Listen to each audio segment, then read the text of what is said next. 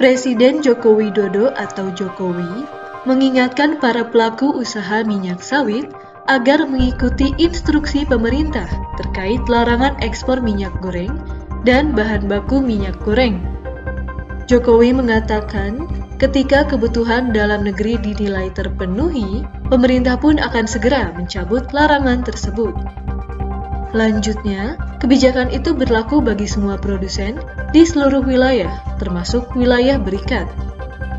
Para pelaku usaha minyak sawit diminta lebih jernih dalam menyikapi kebijakan larangan ekspor yang resmi berlaku mulai Kamis 28 April 2022. Jokowi mengatakan, volume bahan baku minyak goreng yang diproduksi dan diekspor jauh lebih besar daripada kebutuhan dalam negeri. Kebijakan ini diberlakukan untuk memprioritaskan kebutuhan rakyat dan hal ini dapat terpenuhi jika semua pihak mau dan punya niat untuk bekerja sama. Sudah 4 bulan kelangkaan berlangsung dan pemerintah sudah mengupayakan berbagai kebijakan, namun belum efektif.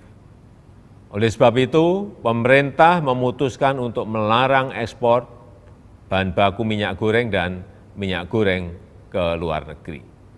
Larangan itu berlaku untuk ekspor dari seluruh wilayah Indonesia, termasuk dari kawasan berikat.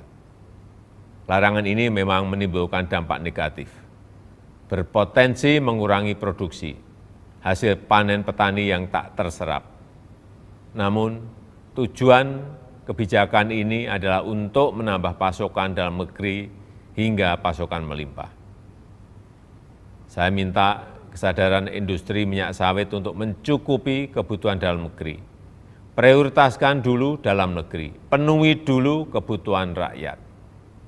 Semestinya, kalau melihat kapasitas produksi, kebutuhan dalam negeri bisa dengan mudah tercukupi.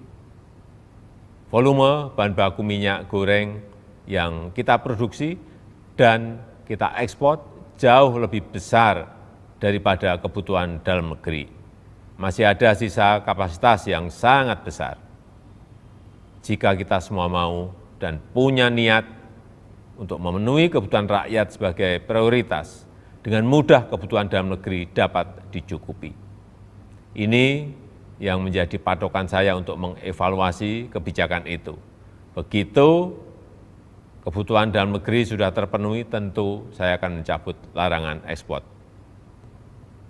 Karena saya tahu negara perlu pajak, negara perlu devisa, negara perlu surplus neraca perdagangan.